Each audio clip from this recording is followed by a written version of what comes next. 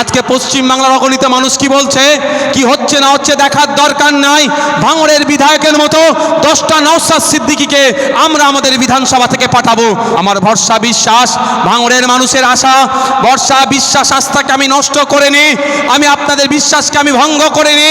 2021 সালে বিজেপি চলে আসবে বলে, বিজেপি চলে আসছে সিএনআরসি করে তাড়িয়ে দেবার ভয়ে এই মিথ্যাচার করেছিল বলে ভাঙড়ের বেশ কিছু বয়স্ক আর কিছু মায়েদের ভোট আমি পাইনি।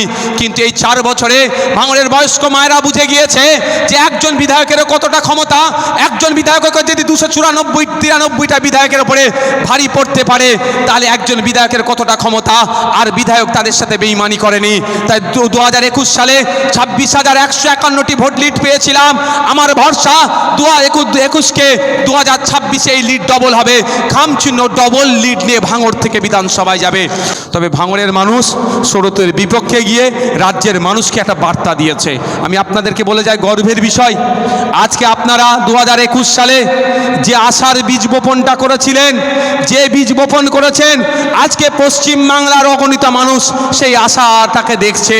আর দেখুন আজকে তো এখানে চানা মটর বিক্রি করছিল, এর মধ্যে ঢুকে তাড়িয়েছি না, ওরা আমি জাত দেখার চেষ্টা করেছি, ও কোন জাতের কোন বর্ণে দেখার চেষ্টা করেছি। কি পেটের জ্বালা এসছে, যদি এখান থেকে ওর দিনে 300 টাকা ইনকাম হয়, যদি 300 টাকা ইনকাম হয়, এটা ভালো না খারাপ ভাই?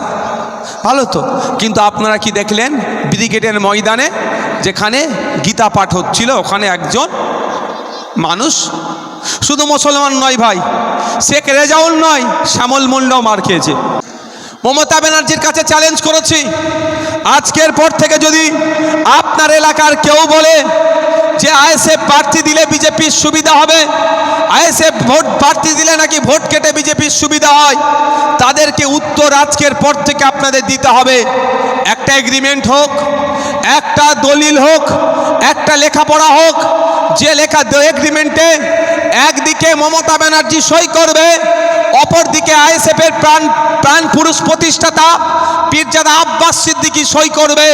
সেখানে আব্বাস সিদ্দিকী লিখবেন, আপনার আমার বড় ভাইজান লিখবেন, আইএসএফ যেখানে যেখানে প্রার্থী দেবে সেখানে যদি বিজেপি চলে আসে, তৃণমূল যা যা শাস্তি দেবে মাথা পেতে মেনে নেবে।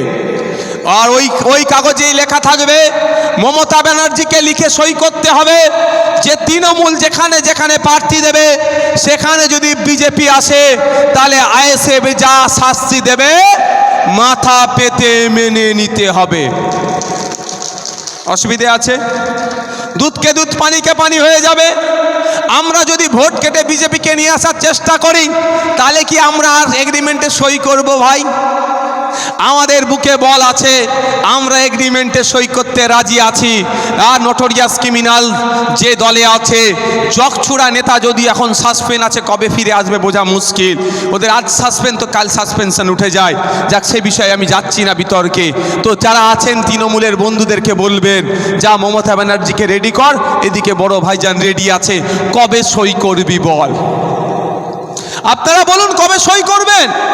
আমি আপনাদের চ্যালেঞ্জ দিয়ে যাচ্ছি, রাজ্যের বিভিন্ন প্রান্তে গিয়ে চ্যালেঞ্জটা করছি। তৃণমূলের বন্ধুরা অনেক কথা নিয়ে সমালোচনা আলোচনা করে, কিন্তু এই কথা নিয়ে ওরা আর মুখ খুলছে না। তাদেরকে চ্যালেঞ্জ করেছি যে দম থাকে যদি, সত্যিকারের অর্থে যদি তৃণমূল বিজেপির বিরুদ্ধে লড়াই করতে চায়, সত্যিকারের অর্থে যদি তৃণমূল চাই পশ্চিম বাংলা থেকে বিজেপি নিশ্চিহ্ন হোক, তাহলে আসুন এগ্রিমেন্ট পেপারে সই করুন। জীবন দিয়ে বিজেপিকে আটকাবো, জীবন দিয়ে দেবো, বাংলায় বিজেপিকে আসতে দেব না। তাই তো নাকি? যদি আমার জান চলে যায়, আমি বিজেপিকে আটকাতে রাজি আছি। কারা কারা আমার সাথে সহমত? তোমরা সহমত তো নাকি? সহমত তো নাকি? তাহলে আমাদের কোনো অসুবিধা আছে এগ্রিমেন্টে সই করতে? আমাদের জন্য যদি বিজেপি আসে, তৃণমূল যা শাস্তি দেবে আমরা মেনে নেবো তো নাকি? আর সেই এগ্রিমেন্ট পেপারে সই থাকবে, যদি যেখানে যেখানে তৃণমূল প্রার্থী দেবে যদি বিজেপি আসে, তাহলে আইএসএফ যে শাস্তি দেবে তাদেরকেও মেনে নিতে হবে। আমি চ্যালেঞ্জ করে যাচ্ছি, এগ্রিমেন্টে সই ওরা করবে না। কারণ মমতা ব্যানার্জি ভালো করে জানে, যদি বিজেপিকে আটকানোর জন্য আমার বুকে বল আছে নওশাদ সিদ্দিকীর, সেই জন্য বলছি জীবন দিয়ে হলো বিজেপিকে আটকাবো। মমতা ব্যানার্জির ওই সাহস নাই।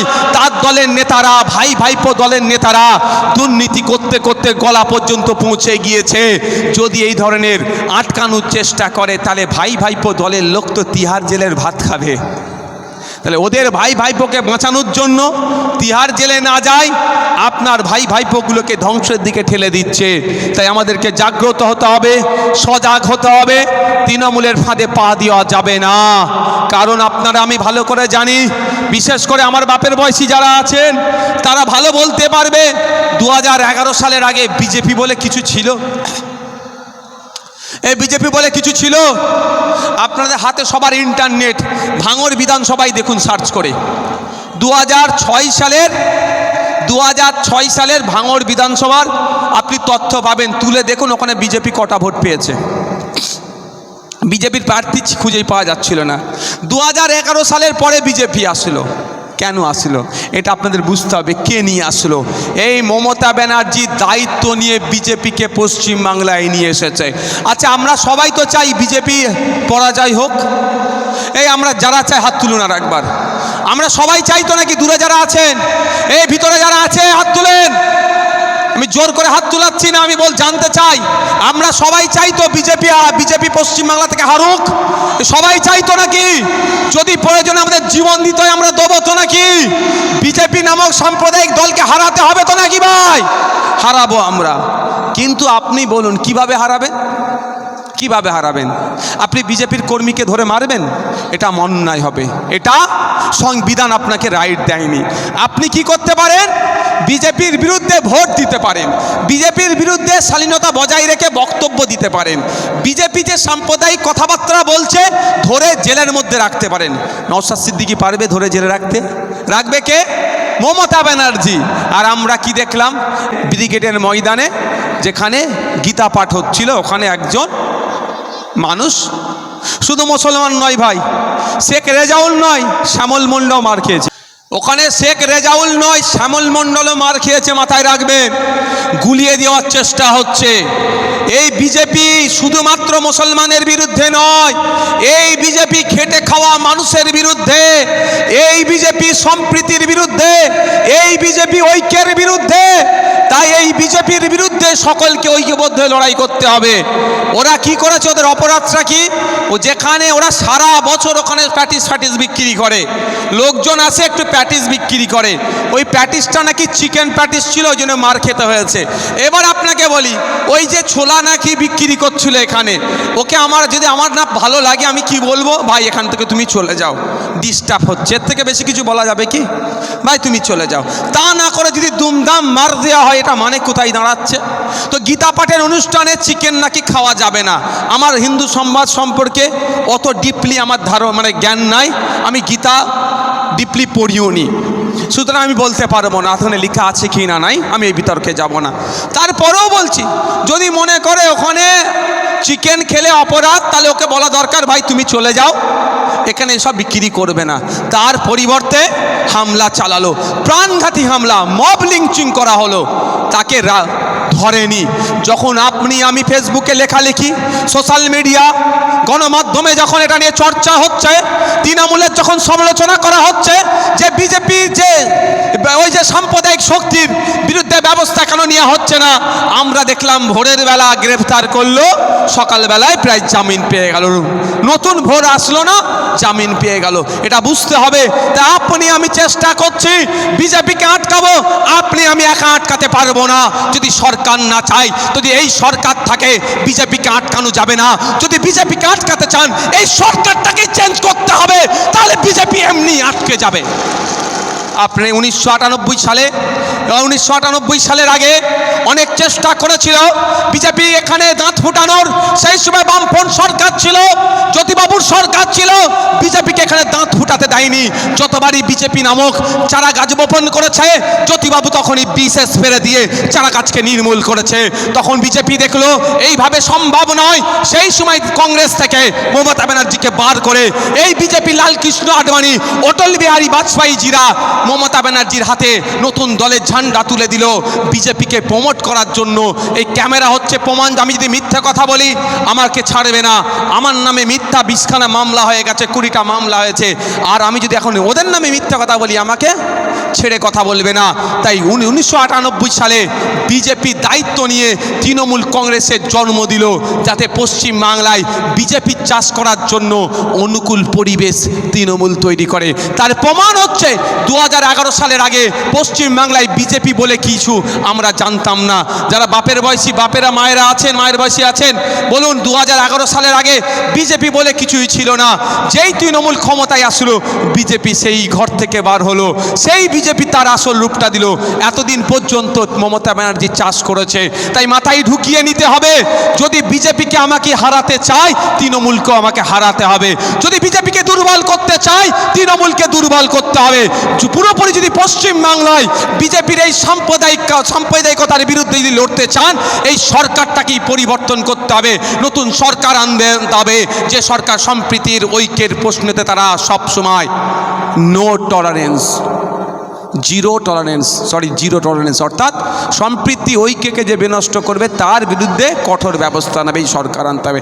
আচ্ছা, আপনারা যেখানে বসে আছেন পায়ের নিচে দেখুন তো, শ্যামনগর এলাকার মানুষজন চাষিভুষি মানুষ তো নাকি সবাই কম বেশি, পায়ের নিচে কি আছে? মাঠ তো একটা, মাঠ তো, এটাও মাঠ। আর যেখানে গিয়ে ধান বপন করেন ওইটাও তো মাঠ ভাই। এবার আপনাদের ভাইজান ডেকেছে, বাজে কটা এখন? 1:45 বাজে। আপনাদের ভাইজান ডেকেছে 1:45 বাজে, 1100+ রক্তদাতা হয়ে গিয়েছে। দিচ্ছেন, একদিকে বলছে রক্ত বিক্রি করে দিচ্ছে, হ্যান করছে, আটকাতে পারছে না তো, প্রয়োজনে ভাইজানের জন্য জান দিয়ে দিচ্ছেন। তার প্রমাণ মহিউদ্দিন মোল্লা, হাসান মোল্লা, রেজাউল ভাইজানের জন্য জান দিয়ে দিচ্ছেন। আর ভাইজান যদি বলে কালকে এখানে আমি ধান লাগাবো, কাল কি পারবেন কি এটাতে? এই যে চরিত্র হয়ে আছে জমির, পারবেন? এই যা কি আমি বোঝানোর কি চেষ্টা করছি, বুঝতে পারছেন কি? আপনাদের ভাইজান নওশাদ ভাইজান বলল আমি এখানে ধান চাষ করব। আপনারা কি কালকে আমাকে এটা ধান চাষের মাঠ করে দিতে পারবেন? এই পারবেন, কিন্তু আপনারা 40 বছর 30 বছর 20 বছর ধরে খেতি খামারি করছেন, সব একদম পেশাদার। আপনারা চাষি মাঠে গেলে বলে দিতে পারবে ধান দেখে আর কদিন পরে পাকবে, এই অভিজ্ঞতা হয়ে গেছে তো বাপ। আপনি বলুন কালকে কি আপনি পারবেন? আপনারা তো এত বড় বড় চাষি, আমি কালকে এখানে ধান চাষ করবো, পারবেন মাঠটা রেডি করে দিতে? কেন পারবেন না? এটা ধান চাষের অনুকূল নয়। তাহলে কি করতে হবে? বালি পাথর হ্যান ত্যান যা আছে তুলে ফেলতে হবে, ধান চাষের মাটি আনতে হবে, নাগল দিতে হবে, পানি দিতে হবে, তারপরে কি করতে হবে? ধান চাষের জন্য করতে হবে, টাইম লাগবে তো। পশ্চিম বাংলায় আজকে বিজেপির যে রমরমা একদিনের নয়, 1998 সাল থেকে মমতা ব্যানার্জিকে দায়িত্ব দিয়েছিল, তার জ্বলন্ত উদাহরণ কদিন আগে বিজেপির রাজ্য সভাপতি শ্রমিকবাবু বলে দিলেন কি, যে লেবার রুমে আডবাণীজি আর বাজপেয়ীজি না থাকলে তৃণমূলের দলটাই হতো না। তো এই পশ্চিম বাংলায় বিজেপি নিয়ে আসার মূল কারিগরের নাম হচ্ছে মমতা ব্যানার্জি। পশ্চিম বাংলায় বিজেপির যেই রমরমা, বিজেপি যতটা করছে বা যতটা যায় সবটার জন্য একজনই দায়ী, তার নাম হচ্ছে মমতা ব্যানার্জি। তাই আপনারা বলুন বিজেপিকে আটকাতে গেলে তাহলে কি করতে হবে বলুন? মমতা ব্যানার্জিকে হারাতে হবে। আমি একটা উদাহরণ দিয়ে আমি অন্য প্রসঙ্গে যাব, আমি ফিরে আসবো আমার জায়গায়। বিধায়ক কি করবে না, উদাহরণটা এটাই। আচ্ছা, আপনারা তো সব কৃষক মানুষ ম্যাক্সিমাম, বা কৃষি প্রধান আমাদের ভাঙড়, যেখানে পানি থাকে সেখানে কি হয়? ঘাস জন্মায়, তাই তো? যেখানে পানি থাকবে সেখানে ঘাস জন্মাবে, আর ঘাস জন্মালে ওই ঘাসকে খেতে গরু ছাগলের উৎপাদ বাড়ে। আর গরু ছাগলের উৎপাদের জন্য আপনি বেড়া যতই লাগিয়ে রাখুন না কেন, বেড়ার গেটের দায়িত্ব যাকে দিয়েছেন সে গরু ছাগলকে খুলে দিচ্ছে। তাহলে আপনি এখন কি করবেন? পানি আসলে ঘাস জন্মাবে, ঘাস জন্মালে গরু ছাগলের উৎপাদ বাড়বে। তাহলে আমার ফার্স্ট কাজ কি হবে? ঘাস জন্মানোটাই বন্ধ করতে হবে। ঘাস জন্মানো বন্ধ কিভাবে হবে? পানি আসার লাইনটা বন্ধ করতে হবে। পশ্চিমবাংলায় বিজেপি আসার লাইনের নাম হচ্ছে তৃণমূল। তো পশ্চিমবাংলায় যদি আপনি বিজেপি আসা বন্ধ করেন, পানি আসার লাইন তৃণমূলটাকে কাটুন, পশ্চিমবাংলা সেই 2011-র মতো করে দিন তৃণমূলকে, আর বিজেপি বাংলায় খুঁজে পাবেন না। বুঝাতে পারলাম কি আপনাদের? 2011-র আগে পশ্চিমবাংলায় তৃণমূল ছিল না, বিজেপিও ছিল না। 2011-র পরে পশ্চিমবাংলায় বিজেপি এসেছে, তৃণমূল এসেছে। তো আমরা 2026-এ পশ্চিমবাংলায় এই বিজেমূলকে আসা যদি বন্ধ করতে চান, তাহলে এই পানি আসার লাইনটা কাটুন। পানি আসবে না, ঘাস হবে না, গরু ছাগলেরও উৎপাত হবে না। মাথায় থাকবে তো নাকি? এখানকার মানুষের আছে মাথায়, তারপরেও আমি বলছি, আপনাদের আত্মীয় স্বজন যেখানে যেখানে আছে, হাড়ুয়া আছে, মিনাকা আছে, রাজারহাট আছে, ক্যানিংয়ে আছে, যেখানে আছে একটাই কথা, কোনো কথা হবে না। আপনারা বলুন, শুভেন্দু অধিকারী যে কথা বলছে ওকে তো জেলের মধ্যে রাখা দরকার, বাইরে রাখা দরকার? ওনাকে জেলের মধ্যে রেখে জেলের ভাত খাওয়ানো দরকার। 2-4 বার জেলের ভাত খাওয়ালে পশ্চিমবাংলায় সাম্প্রদায়িক কথা বলার পুরো চুপ হয়ে যাবে। 2-4 বার জেলের ভাত খাওয়ালে না, এই সাম্প্রদায়িক কথা বলা বন্ধ হয়ে যাবে শুভেন্দু বাবুর। আর শুভেন্দু বাবু যদি সাম্প্রদায়িক কথা বলা বন্ধ করে দেয়, অন্যান্য বিজেপির নেতারাও ফিউজ হয়ে যাবে। আর অন্যান্য বিজেপির নেতারা ফিউজ হয়ে গেলেই পশ্চিমবাংলায় যে আমরা ঐক্যের সাথে আছি, সম্প্রীতির সাথে আছি, সেটা আর বিনষ্ট হবে না। কিন্তু মমতা ব্যানার্জি এটা করছে না কেন? মমতা ব্যানার্জি চায় না যে পশ্চিমবাংলার সম্প্রীতি ঠিক থাকুক, পশ্চিমবাংলার ঐক্য ঠিক থাকুক। যে ঐক্য সম্প্রীতি ঠিক থাকলেই তো আর আপনি তৃণমূলকে ভোট দেবেন না। আপনি যদি না ভয় পান, আপনি তৃণমূলকে ভোট দেবেন না। সারা রাজ্যের মানুষকে ভয় দেখিয়ে তো ভোট নেওয়া হচ্ছে, অন্য কোনো তো পলিসি নয়।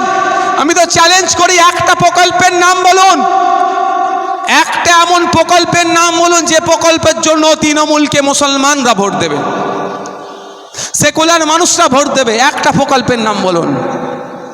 একটাই প্রকল্প আছে, সেটা কি? বিজেপির ভয় প্রকল্প। অনেক প্রকল্প আছে। তো মমতা ব্যানার্জি লক্ষ্মীশ্রী, কন্যাশ্রী, লক্ষ্মীর ভাণ্ডার, কন্যাশ্রী, যুবশ্রী, কত রকম প্রকল্প চালাচ্ছে না? দুয়ারে রেশন গল্প শোনাচ্ছে, কিন্তু রেশন দুয়ারে যে হচ্ছে না। এখানেও ওই খবর আছে। আমি বলে যাচ্ছি মিডিয়ার মাধ্যমে, রেশনের ওলা ডিলারদেরকে, যদি এই অভিযোগ আছে, অভিযোগের সত্যতা আমি এখনও যাচাই করিনি, অভিযোগের সত্যতা যাচাই করিনি। যদি এই ধরনের কর্মকাণ্ড করেন, আমি অনুরোধ করছি এই কাজ করবেন না। এখানে ফিঙ্গারপ্রিন্ট, ওখানে চাল, ওখানে ফিঙ্গারপ্রিন্ট, এখানে চাল, এই নিয়েও একটা অভিযোগ আছে। এই কাজ করবেন না। নির্দিষ্ট নিয়ম মেনে করুন। যদি করতে অসুবিধা লাগে আমাদেরকে জানান, আমরা প্রস্তাব দেবো বিধানসভাতে আপনাদের জন্য, কিন্তু নিয়ম বহির্ভূত কোনো কাজ করবেন না। যাক, বিভিন্ন প্রকল্প চলছে। একটা প্রকল্প শুধু মুসলমানদের ভোট নেওয়ার জন্য রেখে দিয়েছে মমতা ব্যানার্জি। সে প্রকল্পটার নাম কি? বিজেপির ভয়। এই প্রকল্প দিয়ে আপনাকে আমাকে বোকা বানানোর চেষ্টা করছে।